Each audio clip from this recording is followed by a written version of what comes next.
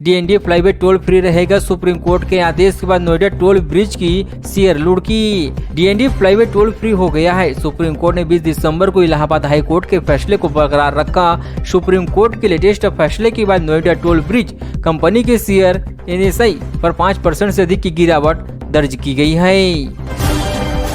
NCR की सड़कों से हटे 2000 सीएनजी ऑटो रिक्शा, ये है 3 अहम वजह। गौतम बुद्ध नगर जिले की सड़कों के करीब 2000 सीएनजी या ऑटो रिक्शा कम हो गए हैं। परिवहन विभाग से मिली जानकारी के अनुसार 6 माह पहले तक जिले में सीएनजी ऑटो की संख्या 19,000 से अधिक थी।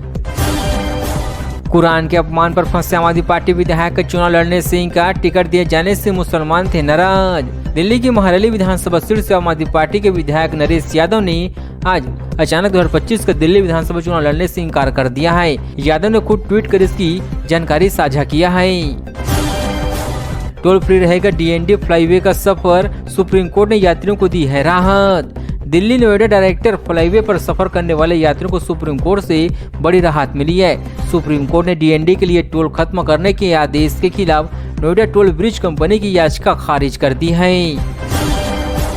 दिल्ली के चुनावी दंगल में कूदा लिफ्ट, 5 सीटों पर उतारे उम्मीदवार, लिफ्ट में देखे किससे कहां टिकट मिला। दिल्ली में बेशक फरवरी में विधानसभा चुनाव होने वाले हैं, लेकिन इसे लेकर सभी पार्टियों ने कमर कस ली है। इसी बीच वाम दलों ने भी चुनावी दंगल में उतरने का ऐलान किया है। दिल्ली पुलिस ने दुष्कर्म के आरोपी को 1500 किलोमीटर तक पीछा करने के बाद गुजरात से पकड़ा। दिल्ली पुलिस की क्राइम ब्रांच की टीम ने दुष्कर्म के एक आरोपी व्यक्ति को 1500 किलोमीटर तक पीछा करने के बाद गुजरात के सूरत से गिरफ्तार कर लिया है। 25 वर्षीय आरोपी का नाम कुलदीप है। तार, कोयल और किले, दिल्ली की जेलों में आखिर किस लिए नई नई जुगत लगा रहे हैं कैदी। दिल्ली की जेलों में इन दिनों कैदियों के पास से धातु की वस्तुओं जैसे तार, कोयल बरामदगी से अचानक इफाजा हो चुका है। पिछले 2 महीनों में उन्होंने तिहाड़ जेल में बिजली के तारों से 33 बंडलों के साथ ही 7 मोबाइल फोन भी जब्त किए गए हैं। दिल्ली एनसीआर के स्कूलों को मिली बम से उड़ाने की धमकी, बच्चों को भेजा वापस, मौके पर पुलिस।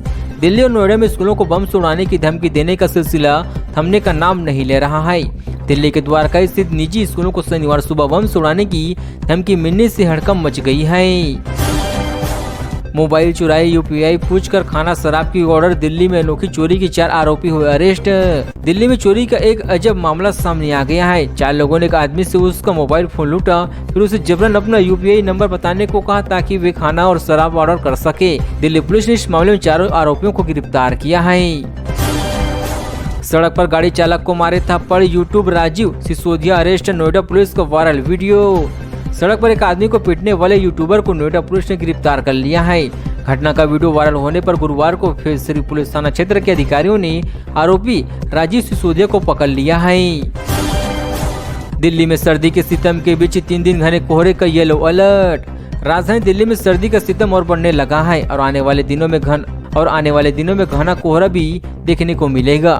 फिलहाल दिल्ली के न्यूनतम तापमान में गिरावट का दौर जारी है, जिससे ठंड में भी और इफाजा होगा। साथ चलो वरना तमंचे के नोक पर नोएडा में रेप, अश्लील वीडियो से ब्लैकमेल कर रहा है आरोपी। नोएडा सेक्टर 80 स्थित कंपनी में काम करने वाले युवती ने युवक पर तमंचे के बल पर दुष्कर्म करने और वीडियो बनाकर ब्लैकमेल करने का आरोप लगाया है।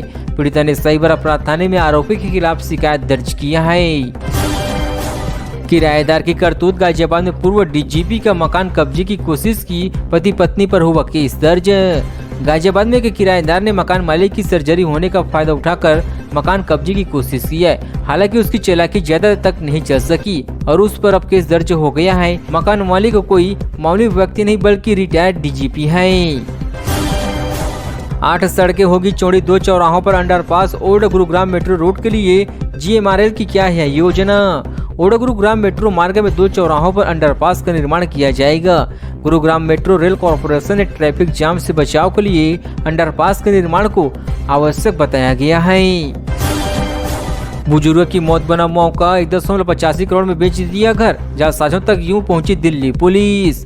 दिल्ली में हैरान करने वाला मामला सामने आ गया है। एक बुजुर्ग की मौत को जालसाजों ने पैसे कमाने का मौका बताया और 1.85 लाख में उस घर का सौदा कर दिया। 2023 में मकान के मालिक की हताहत के बाद यह कदम उठाया गया है। फिर गैस चेंबर बनी दिल्ली, 450 के पार हुआ AQI।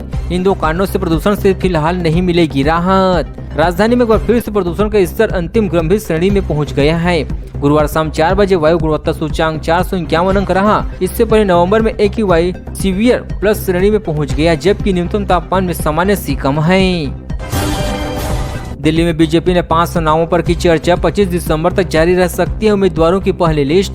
दिल्ली विधानसभा चुनाव की तैयारियों में जुटी भाजपा के उम्मीदवारों के चयन को लेकर गुरुवार को चुनाव समिति की पहली बैठक हुई है। बैठक में अलग अलग विधानसभा से दावेदारी ठोकर करीब 500 नामों पर चर्चा की गई है। दिल्ली में सरकार ने पटाखों पर लगाया पूर्ण प्रतिबंध, जानिए क्या होगा इसका असर। दिल्ली में त्योहारी सीजन के दौरान वायु प्रदूषण में वृद्धि के लिए पटाखों के जलने को प्रमुख योग्यता करता माना जाता है। इसलिए दिल्ली सरकार वायु अधिनियम 1981 के तहत 2020 से उन पर पूर्ण रूप से प्रतिबंध लगा रखी है। गुरुग्राम में 8 महिलाओं समेत 18 हुए गिरफ्तार, विदेशी नागरिक को बताते थे शिकार। गुरुग्राम पुलिस ने एक फर्जी कॉल सेंटर का भंडाफोड़ कर 18 लोगों को गिरफ्तार किया है। इनमें 8 महिलाएं भी शामिल है। ये लोग अमेरिकी नागरिकों को झांसे में लेकर उन्हें अपना शिकार बनाया करते थे।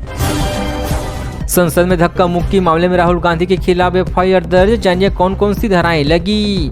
संसद भवन के मकर द्वार के करीब गुरुवार को सत्ता पक्ष और विपक्ष के सदस्य एक दूसरे के सामने आ गए और जमकर नारेबाजी की। इसी दौरान हुई धक्का मुक्की में पूर्व मंत्री प्रताप चंद्र सारंगी और मुकेश राजपूत घायल हो गए हैं।